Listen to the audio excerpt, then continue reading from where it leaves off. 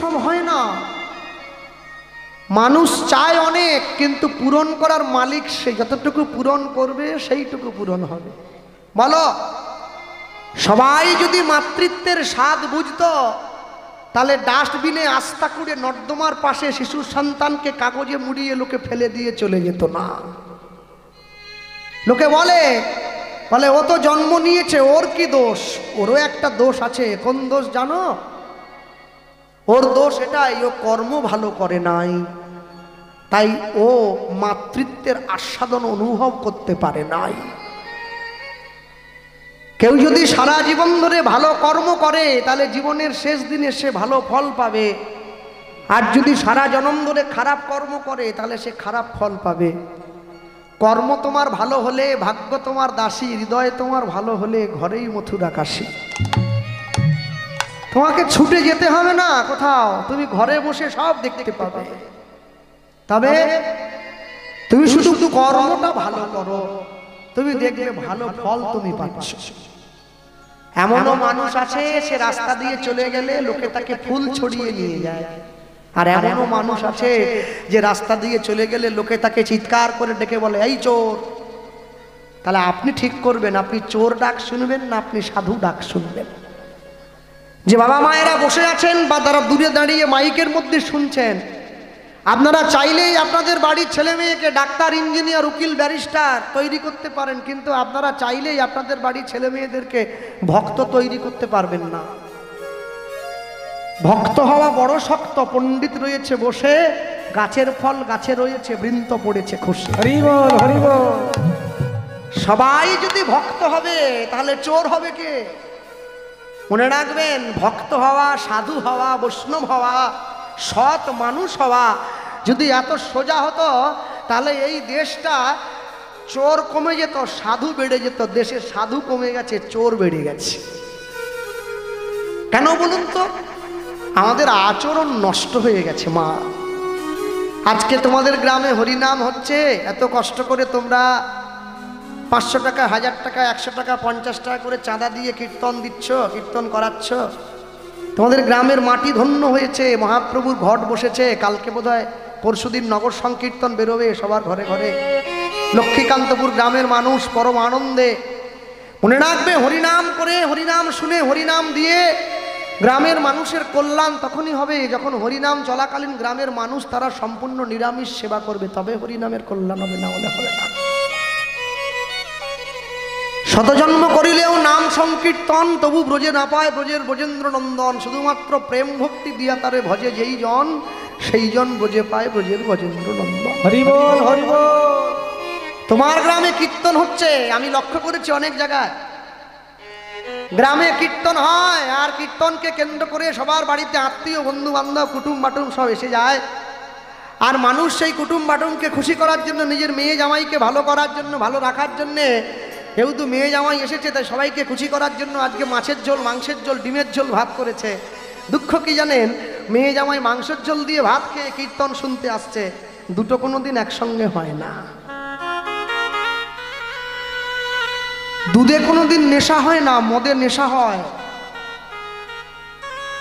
কিন্তু মনে রাখবেন, দুধ 20 টাকা কিলো, মদ 1 লক্ষ টাকা দাম। মদ যদি 1 লক্ষ টাকাও দাম হয় না, মদটা বাঁশবনে বসে খেতে হয়, সকলের সামনে বসে খাওয়া যায় না। আর দুধ যদি 20 টাকা দামও হয়, সবার সামনে বসে খাওয়া যায়। এটাই হচ্ছে দুধের সঙ্গে মদের সব থেকে বড় তফাৎ। আমার বাবা বলতেন, জানো কৃষ্ণ, যে মুখে হরিনাম হয়, যে মুখে কৃষ্ণ নাম হয়, যে মুখে ভক্ত বৈষ্ণবের কথা হয়, যে মুখে আমার গৌরাঙ্গ মহাপ্রভুর কথা হয়, আমার নিতাই চাঁদের কথা হয়, সেই মুখ যদি বিড়ি, তিরঙ্গা, তামাক, গুটকা, সিগারেট, শিখর, বিমল খায় বাবা, ওটা মুখ নয়, ওকে বলে পায়খানার ট্যাঙ্কি। তুমি কীর্তনও গাইছো, তুমি খৈনিও খাচ্ছ। তোমার মুখের হরিনাম শুনে আজ যা পারে হোক মানুষের কল্যাণ হতে পারে না। যে ডাক্তারের নিজের সুগার আছে, সে যাচ্ছে রুগীর সুগার ভালো করতে। হবে কি? অপরাধ নিয়েন না আমার কথায় কেউ।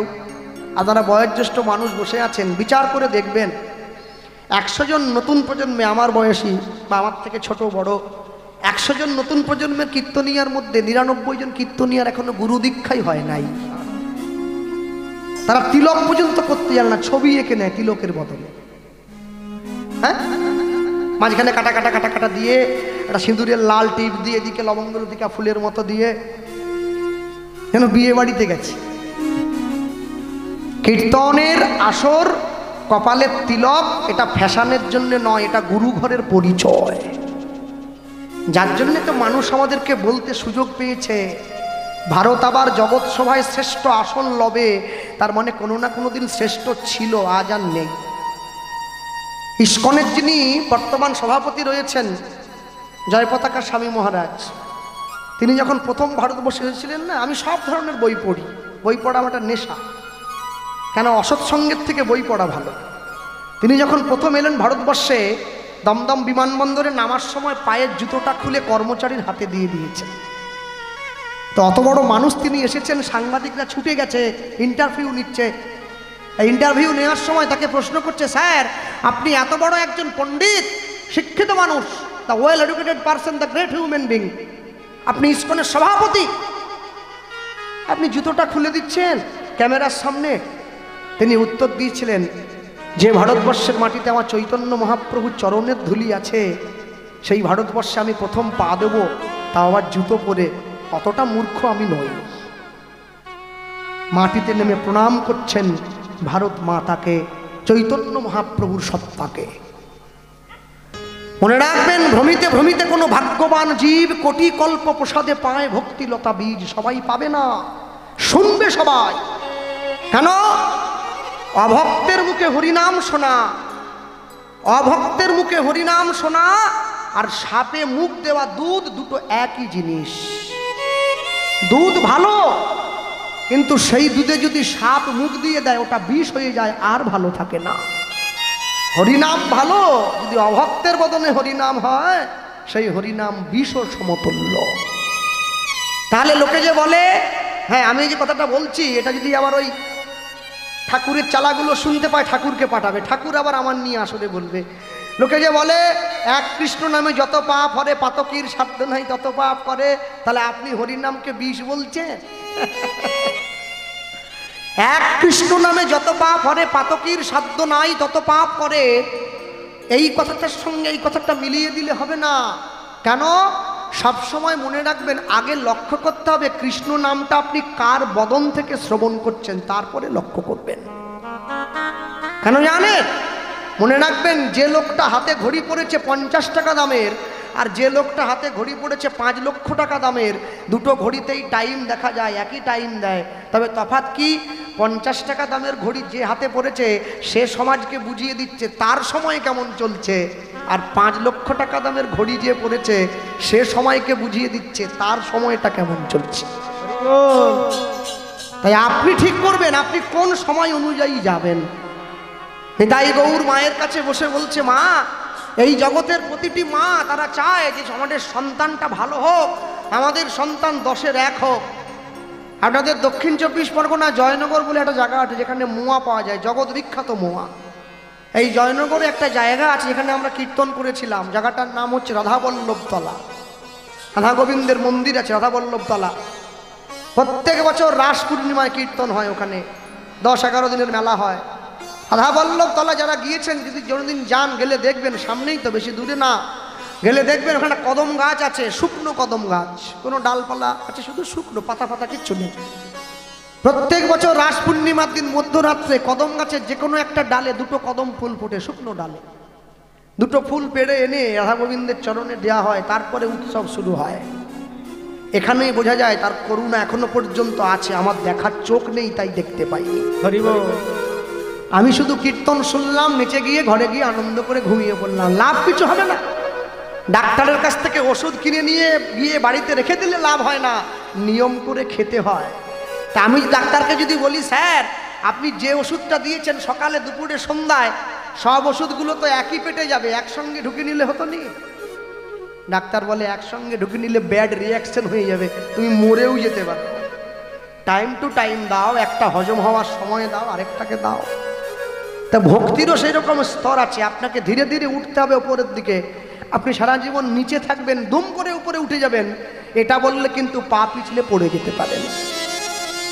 নিতাই গৌর মায়ের কাছে বসে যখনই পরিচয় দিয়েছে, মায়ের চোখে জল ভরে গেছে। মা, আজ থেকে আমরা দু ভাই তোমার দুই ছেলে হব।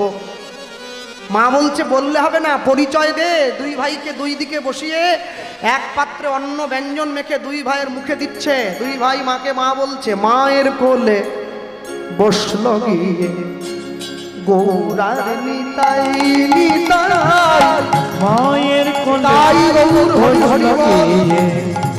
গৌরার নিতাই নিতাই, মায়ের কোলে বসল গিয়ে গৌরার নিতাই নিতাই, মায়ের কোলে বসল গিয়ে গৌরার নিতাই নিতাই। এবার যত যত মায়েরা সব উলুধ্বনি দেয়, উলুধ্বনি যত যত মায়ের আশা উলুধ্বনি দেয়। এবার যত যত ভক্তগণ সব হরিধ্বনি দেয়, হরি হরি এবার বল। যত যত ভক্তগণের হরিধ্বনি দেয়। মায়ের কোলে বসল গিয়ে গৌরার নিতাই নিতাই, মায়ের কোলে বসল নিতাই গৌর প্রেমানন্দ হরি বল। নিতাই নিতাই, মায়ের কোলে বসল গিয়ে গৌরার নিতাই নিতাই। দুই ভাই ছুটিয়া গিয়া মায়ের কোলেতে বসিল, কোলেতে বসিল, দূরেতে তাকাইয়া নিতাই চমকি উঠিল। চামকি উঠিল। দুই ভাই ছুটে গিয়ে মায়ের কোলে বসে পড়েছে। মায়ের কোলে বসে মাকে বলছে, মা বলো, ওই একটু দূরে একটা সমাধি দেখতে পাচ্ছি, সমাধিটা কার গো মা? মা ছুটে গিয়ে দুই ভাইয়ের হাত ধরে সমাধির কাছে নিয়ে গেছে। হ্যাঁ, সমাধির কাছে যখন নিয়ে গেছে, নিয়ে গিয়ে দেখাচ্ছে সমাধিটা কার জানো? প্রণাম করো। কেন? কোনো মুসলমান যখন মরে যায় তাকে সমাধি দেওয়া হয় না, তাকে কবর দেওয়া হয়। হিন্দু বাড়ির বৈষ্ণব সাধু যখন মারা যায় তাকে সমাধি দেওয়া হয়, কবর নয়। সমাধি আর কবরের তফাৎ কি? কবর দেওয়া হয় শুইয়ে, সমাধি দেওয়া হয় বসিয়ে। সমাধি দেওয়ার সময় গোটাদের সঙ্গে তিলক করে, গলায় নামের মালা দিয়ে, হরিনাম সংকীর্তন বলে, হাতে প্রদীপ দিয়ে তারপরে সমাধি দেওয়া হয়। আর কবর দেওয়া হয় শুইয়ে। কেন? কবর দেওয়া মানে মাটিতে পুঁতে দেওয়া, আর সমাধি দেওয়া মানে বসুমাতার কোলে তাকে সমর্পণ করে দেওয়া। দুই ভাই মায়ের কাছে বসে মাকে বলছে, মা এই সমাধি কার? মা উত্তর দিচ্ছে, সমাধি কার জানো? তোমরা যাকে দেখতে যাচ্ছ স্বয়ং জগন্নাথ দেব, তার প্রাণপ্রিয় বৈষ্ণব মাধব দাস গোস্বামী। মা, কি করে এত বিখ্যাত সেই বৈষ্ণব যার কথা তোমার মুখে? জানিস, স্বয়ং জগন্নাথ দেব এই বৈষ্ণবের চরণের কাঁটাগুলো নিজের চোখের জল দিয়ে একটা করে বেছে দিয়েছে। ভক্তের দেহটা প্রাপ্তির পরে নিজে হাতে সমাধি দিয়েছে। মানুষের চর্চায় ঘুরে ঘুরে ভিক্ষা করেছে, পিণ্ড দান করেছে, সমাধির ওপরে নিজে হাতে লিখে দিয়েছে জয় জগন্নাথ মাধব। মা, কে এমন সেই বৈষ্ণব যার জন্যে ভগবান এত কষ্ট করেছে? করবে না? আজ থেকে প্রায় 150 বছর আগে এই নীলাচল গ্রামে একজন ক্ষত্রিয় বাড়ির ব্রাহ্মণ বাস করত, যে ব্রাহ্মণের নাম ছিল সুমতি ব্রাহ্মণ। ব্রাহ্মণের স্ত্রীর নামটা শাস্ত্রে পাওয়া যায় না, যা পাত্তা বললে তো হবে না। এই ব্রাহ্মণ আর ব্রাহ্মণীর সংসারে একটা মাত্র ছেলে ছিল যার নাম ছিল মাধব। মা, ব্রাহ্মণের কাজ তো পুজো করা, তাহলে এই ব্রাহ্মণ কি পুজো করত? না, ব্রাহ্মণ পুজো করতো না রে। ব্রাহ্মণ মানুষের বাড়ি বাড়ি গিয়ে ভিক্ষে করত। হ্যাঁ, আমি একটু বলে রাখি আপনাদের, দেখবেন যারা প্রকৃত সাধু হয়েছে, গেরুয়া পোশাক পরে, বড় জটা আছে, বড় দাড়ি, সংসার করে নাই, প্রকৃত সাধু কোনোদিন 5 বাড়ির বেশি ভিক্ষে করে না, পাক আর না পাক। যে প্রকৃত বৈষ্ণব হয়েছে, মাথায় শিখা আছে, মস্তক মুন্ডন, ডোর কৌপিন বহির্বাস পরে, সংসার ত্যাগী, সাদা পোশাক, কাপড়টা লুঙ্গির মতো প্যাক পাক দিয়ে পরে দেখবেন মঠে গেলে দেখা যায়। প্রকৃত বৈষ্ণব কোনোদিন 11টা বাড়ির বেশি ভিক্ষে করে না। যে প্রকৃত ভক্ত হয়েছে, গোবিন্দ সেবা দিয়ে প্রসাদ পায়, কিন্তু ভগবানকে সঙ্গে নিয়ে পথ চলে, স্ত্রী পুত্র পরিবার আছে, প্রকৃত ভক্ত কোনোদিন 21টা বাড়ির বেশি ভিক্ষা করে না। কিন্তু আমার মতো ভিখারি একদিনে 3 পালা গান হলেও করতে ছাড়ে না। সকালে উস্তি, রাতে বিকালে আমতলা, সন্ধ্যায় জয়নগর। ডেলি 4-3-12, 1,20,000। ডেলি 4-3-12, 1,20,000। ভগবান বলে তুই গান কর, অসুবিধা নেই, ক্ষতি নাই। তুই যত বেশি বেশি করে গান করবি, 2 সিজন 3 সিজন 4 সিজনের পরে আমি তোর জন্য ভেলুড়ে সিট বুকিং করছি, আয় চলে আয়। যা টাকা নিবি সব দিয়ে দিতে হবে। লোভে পাপ, পাপে তাপ, তাপে মৃত্যু। মানুষের জীবনে লোভের পরিসীমা যখন বাড়তে থাকে, একটা সময় তাকে কমতে হয়, শেষ হতে হয়। মাধব দাসের বাবা সকালবেলা ভিক্ষার ঝুলিটা কাঁধে নিয়ে ভিক্ষায় বেরিয়ে যাচ্ছে। কি বলছে? মানুষের দরজায়, আমি দিন ভিখারি নাই তো করি,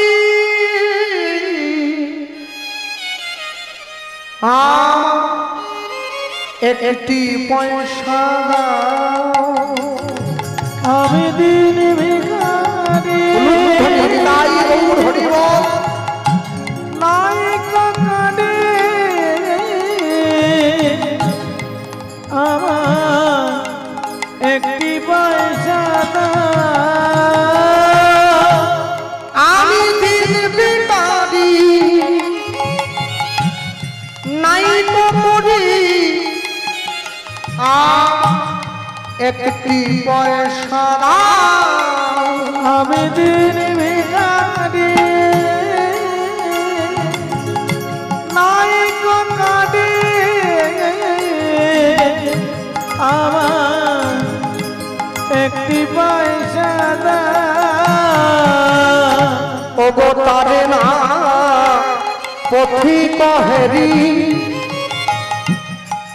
ওগো নয়নে যা অশ্রুবারি,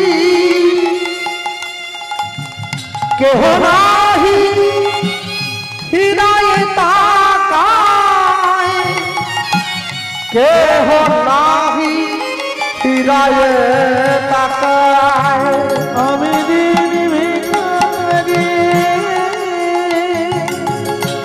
নাই তো করি, আমার একটি পয়সা দাও, আমি দিন ভিখারি নাই তো করি, আমায় একটি পয়সা দাও, আমি দিন ভিখারি তাই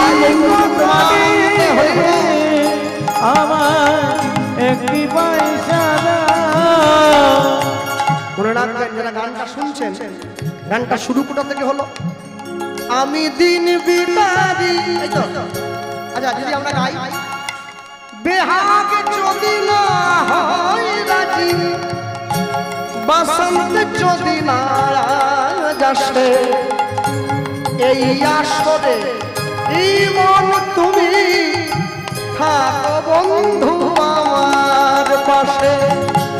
বেহাগ যদি না হয় রাজি, বসন্ত যদি না যাসে, এই আসরে এই মন তুমি থাকো বন্ধু আমার পাশে। আমি দিন ভিখারি নাই তো করি, আমায় একটি পয়সা দাও, তোমার ভুবনে ফুলের মেলা, আমি কাঁদি সাহারায়, তোমার ভুবনে ফুলের মেলা, আমি কাঁদি সাহারায়। ও গো কমলিকা, ও গো কমলিকা, বুঝিলে না আমি কত অসহায়,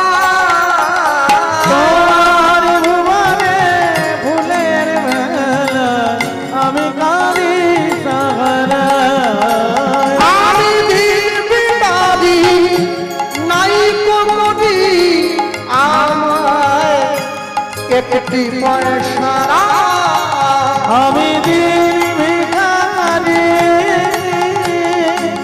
নাই কাকারি আমার একটি পয়সা আমায় একটি পয়সা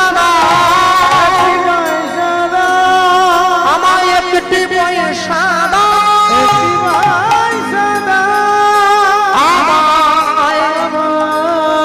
একটি পয়সা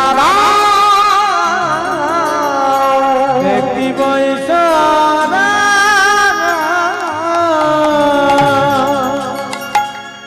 মানুষের দরজায় যখন গিয়ে দাঁড়ালো, যে যা পারলো যেমন ভাবে পারলো মাধব দাসের বাবার ভিক্ষার ঝুলিতে দান করলো।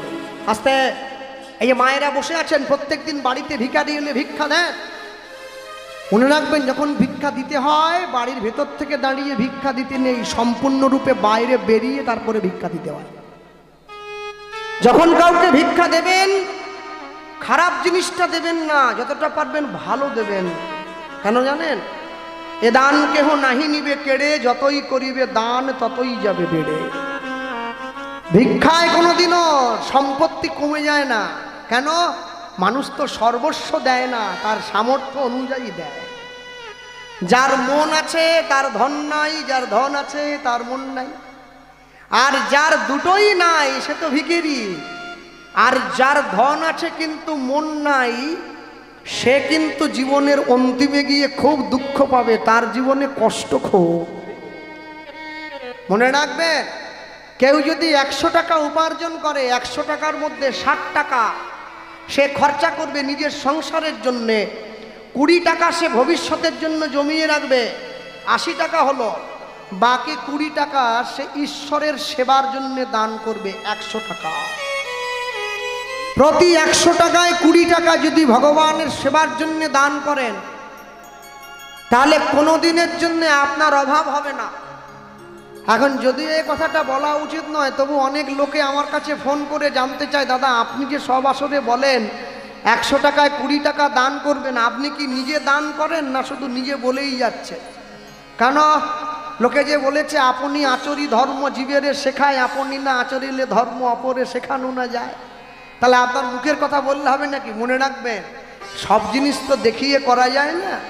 তবু আমি বলবো, আমার যৎকিঞ্চিৎ এই আমার কীর্তন করে যতটুকু সামান্য উপার্জন, এর উপরে দাঁড়িয়ে আমার মা বছরে একটি যে কোনো গরিব ছেলের পড়াশোনার খরচ বহন করে সারা বছর। যে কোনো একটি গরিব বাবার মেয়ের বিয়েতে সারা জীবনের খরচ দান করে, বিয়ের জন্য যত বড় খরচ হোক। কেন? এই যেটা করে দিচ্ছি দান, এই পয়সাটা আমার অধিকার নেই, কেন আমিও মানুষের কাছ থেকে নিচ্ছি। সব যদি আমি একা নেব তাহলে জগৎ চলবে কি করে? সবার আগে মনে রাখবেন, জীবনে আপনি যতটুকু দান করবেন সেইটুকু কিন্তু আপনার পরপারের জন্য সঞ্চয় হয়ে থাকবে। হ্যাঁ, এই যে কমিটির বাবা বসে আছে, আপনাদের সম্মুখে যাবে, ছটপট করার দরকার নেই। আপনারা যেমন পারবেন কমিটির বাবাদের হাতে সাহায্য করবেন। কেননা সব থেকে বড় কথা হলো আপনাদের এই মহৎ দান, এই দান কিন্তু কেউ বাড়ি বয়ে নিয়ে যাবে না, এইখানে সকলের সেবার জন্য কাজে লাগবে। তা আমি বলতে গিয়ে বলবো, সবার আগে শুরুটা আমরাই করে দিলাম, আস্তে আস্তে আপনাদের কাছে যাক। হ্যাঁ, ওই যে কমিটির বাবা এসে চলে আসছে, দানপাত্রটা নিয়ে আসছে। হ্যাঁ, আর যদি পারেন কেউ নিজের সাধ্য মতো কমিটির ঝুলিতে দান করবেন। কারণ আমি আসার পরে শুনে একটু কষ্ট পেয়েছি যে দাদু আমায় ডেকে এনেছে, সে নাকি 3 মাস ধরে পায়ে হেঁটে ভিক্ষে করেছে হরিনামটা দেবে বলে। তো এইটি শুনে বড় দুঃখ লাগলো যে হরিনাম দেওয়ার জন্য এত কষ্ট করে একটু একটু করে পয়সা জমিয়ে। হ্যাঁ, আর আমার মা শুরুটা করলাম আমরা সকলে। আপনারা এই ভিক্ষাপাত্রে দান করবেন। আর আমি বলতে গিয়ে বলবো, মাধব দাসের বাবা ভিক্ষাটা হাত পেতে নিয়েছে সকলের কাছে, হাত পেতে নিয়ে তাড়াহুড়ো করে বাড়ির দিকে পা বাড়িয়েছে, ভগবানকে বলছে, প্রভু আমি যেন শিগগিরই গিয়ে তোমার সেবাটা দিতে পারি। কোনোদিনও এত ভিক্ষা পাইনি, আজকে যে ভিক্ষা পেয়েছে। প্রত্যেক দিন ভিক্ষার পুটুলিটা কাঁধে নিয়ে আজকে ভিক্ষার পুটুলিটা মাথায় তুলে নিয়েছে, বড্ড ভারী হয়েছে। ভিক্ষার পুটুলিটা মাথায় নিয়ে বাড়ির দিকে পা বাড়ালো। কৃষ্ণ কৃষ্ণ কৃষ্ণ কৃষ্ণ কৃষ্ণ কৃষ্ণ কৃষ্ণ হে কৃষ্ণ কৃষ্ণ কৃষ্ণ কৃষ্ণ কৃষ্ণ কৃষ্ণ কৃষ্ণ হে কৃষ্ণ কৃষ্ণ কৃষ্ণ কৃষ্ণ কৃষ্ণ কৃষ্ণ কৃষ্ণ হে কৃষ্ণ কৃষ্ণ কৃষ্ণ কৃষ্ণ কৃষ্ণ হে কৃষ্ণ কৃষ্ণ কৃষ্ণ কৃষ্ণ কৃষ্ণ কৃষ্ণ কৃষ্ণ হে কৃষ্ণ কৃষ্ণ কৃষ্ণ কৃষ্ণ কৃষ্ণ কৃষ্ণ কৃষ্ণ হে কৃষ্ণ কৃষ্ণ কৃষ্ণ কৃষ্ণ কৃষ্ণ কৃষ্ণ কৃষ্ণ হে কৃষ্ণ কৃষ্ণ কৃষ্ণ কৃষ্ণ কৃষ্ণ কৃষ্ণ কৃষ্ণ হে কৃষ্ণ কৃষ্ণ কৃষ্ণ কৃষ্ণ কৃষ্ণ কৃষ্ণ কৃষ্ণ হে কৃষ্ণ কৃষ্ণ কৃষ্ণ কৃষ্ণ কৃষ্ণ কৃষ্ণ কৃষ্ণ হে কৃষ্ণ হে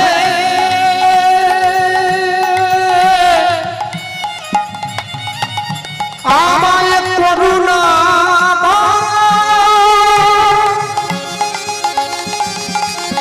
আমায় করুণা করো